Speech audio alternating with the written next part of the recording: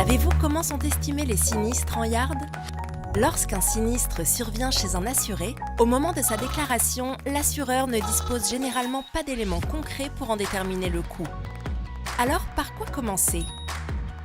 La déclaration de l'assuré permet d'identifier la nature du sinistre et d'ouvrir un dossier avec une estimation au forfait. Ce forfait est un coût moyen basé sur l'étude des sinistres passés. Il est déterminé par les actuaires pour chaque marché et garanti. Pour une habitation, par exemple, ce coût forfaitaire s'élève à 3 000 € pour un incendie ou à 1 200 € pour un dégât des eaux. L'assureur affine ensuite cette estimation au fil des éléments collectés.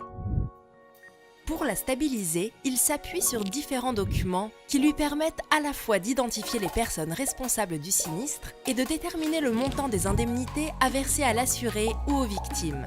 À ces montants s'ajoutent les éventuels honoraires des experts et avocats qui sont intervenus dans le cadre du dossier.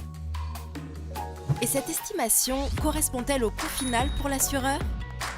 Pas toujours, car parfois les risques assurés ou les responsabilités en cas de sinistre sont partagés. En effet, dans certains cas, lorsqu'un tiers est reconnu responsable, l'assureur exerce un recours. Il adresse une réclamation dans un cadre amiable ou judiciaire, afin d'obtenir le remboursement de tout ou partie de l'indemnité versée.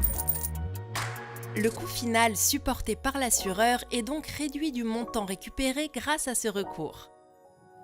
Pour faciliter l'exercice des recours, les assureurs ont mis en place des conventions applicables pour des sinistres à faible enjeu.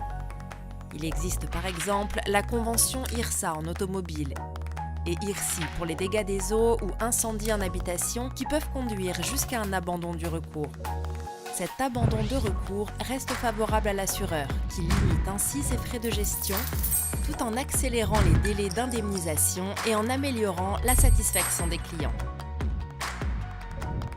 Il faut savoir aussi que certains risques importants, comme les risques industriels, sont coassurés. Chaque coassureur choisit sa part d'engagement au sein d'un même contrat, ce qui évite à un seul assureur de devoir assumer la totalité de la charge d'un sinistre. Chaque assureur supporte ainsi le coût des sinistres à la hauteur de son engagement. Pour conclure, l'assureur doit avoir en permanence une vision la plus précise de sa charge sinistre.